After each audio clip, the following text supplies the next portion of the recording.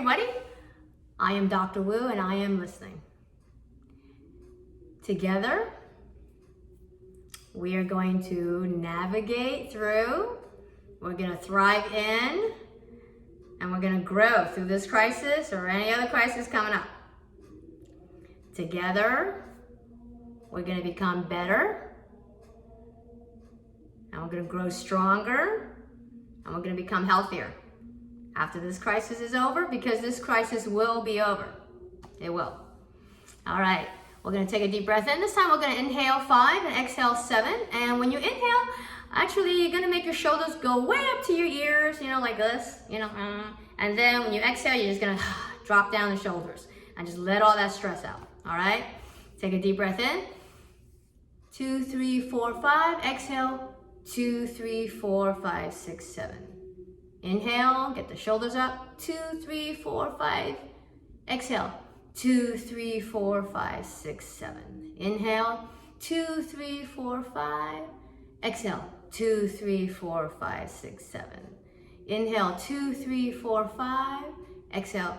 2, 3, 4, 5, 6, 7. Excellent, excellent. Again, we do that to activate the parasympathetic system, nervous system, and get our peace system back on and our mind engaged and clear and the body relaxed. Okay, take a deep breath again and let it go. And while I am talking, you can actually keep doing the deep breathing so that your mind will stay clear. So this is what I'm hearing. Hearing fear, and I feel it too. Fear. Also, I'm starting to hear reports of grief now as people are really losing loved ones, and also finances and all the other structures that we've been talking about. So, number 1, I do want to talk about crisis. Some definitions are always helpful. Knowledge is power, and we do need power and strength right now. So as much knowledge we can is best. So crisis is both a danger and opportunity in there. So we're trying to kind of transform crisis into an opportunity, to see it that way, to reframe it. But the other word is trauma. So what's the difference between crisis and trauma?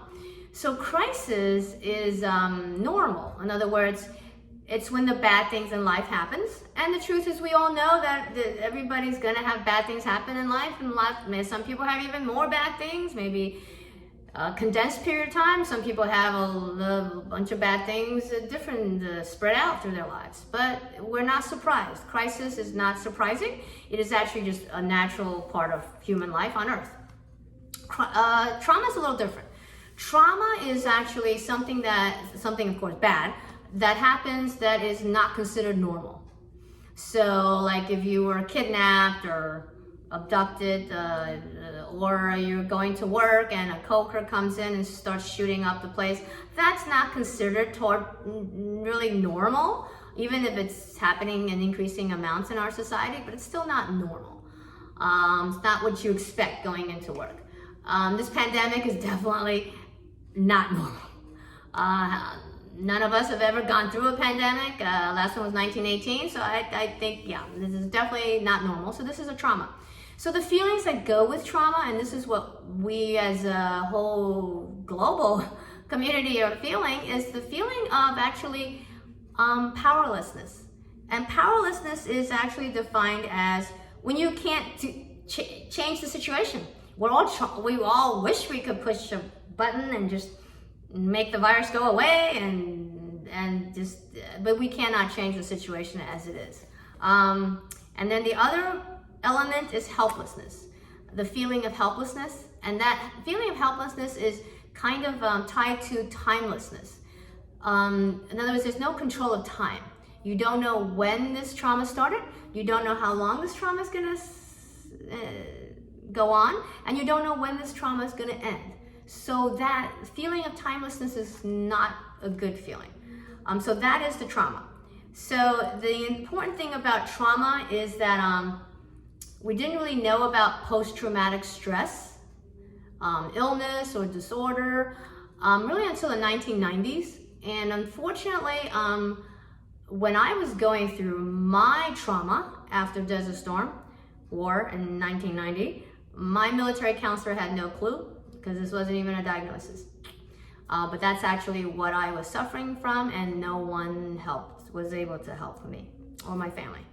And this is something I did not know until 3 years ago, when I was actually doing a layperson's ministry for combat to help wounded warriors or traffic victims counseling course I was taking. And I realized that as I was learning in the course, I realized, oh, wait, I did that 27 years ago. Wait, I did that 27 years ago. Oh, wait a minute.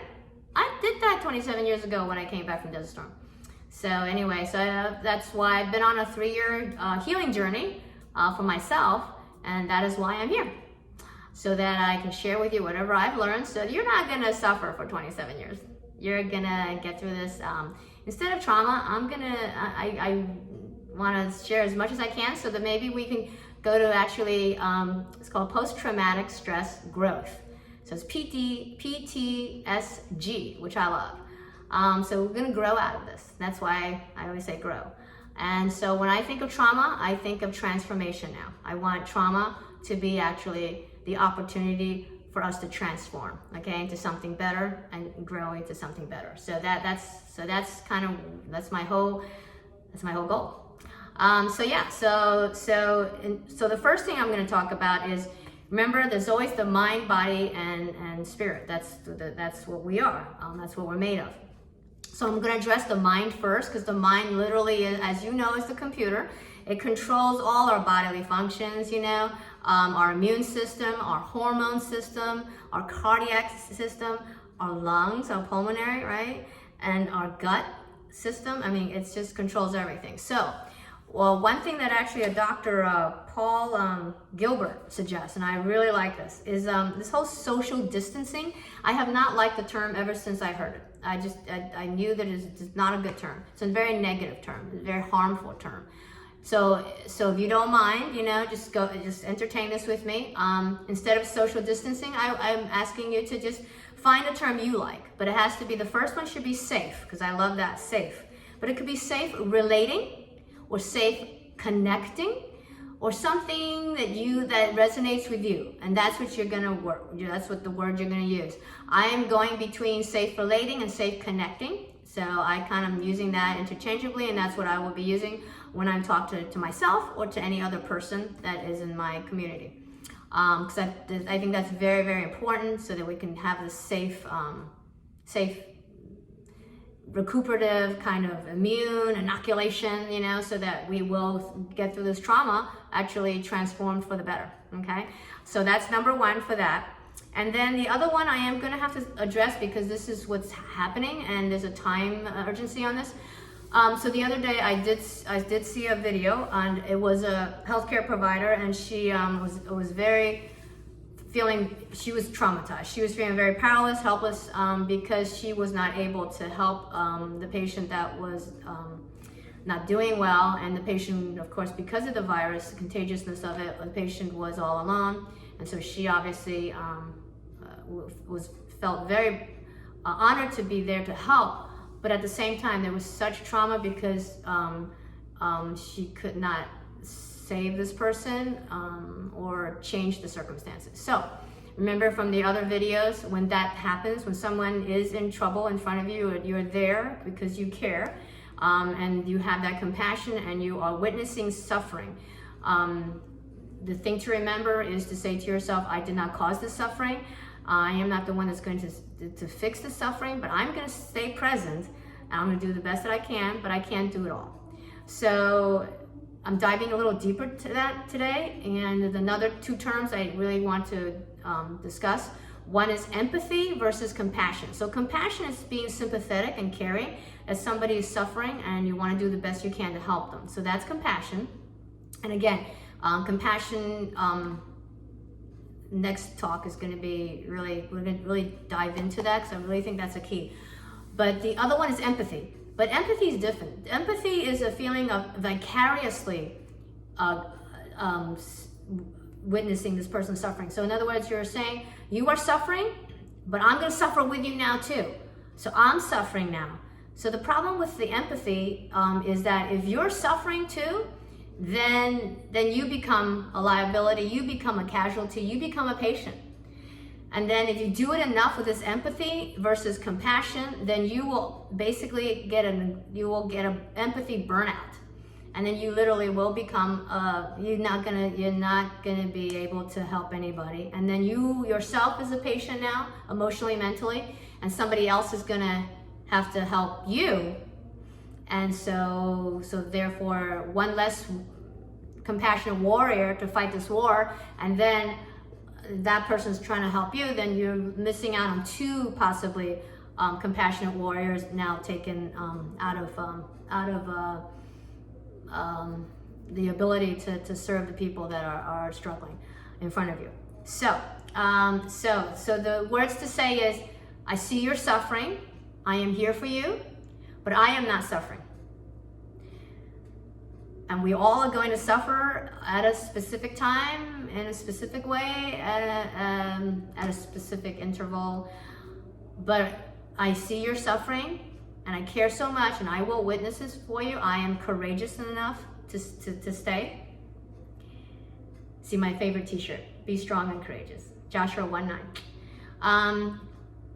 But I am not going to suffer. I'm going to be compassionate, but I'm not going to suffer. And when I am suffering, I don't want you to suffer, because when I'm suffering, I want you to be able to help me out when I'm suffering. So that's for the healthcare workers that are really facing this right now. But I'm going to give you an example, and my friend gave me permission to share this. Her elderly father in his 90s just passed away from the COVID virus.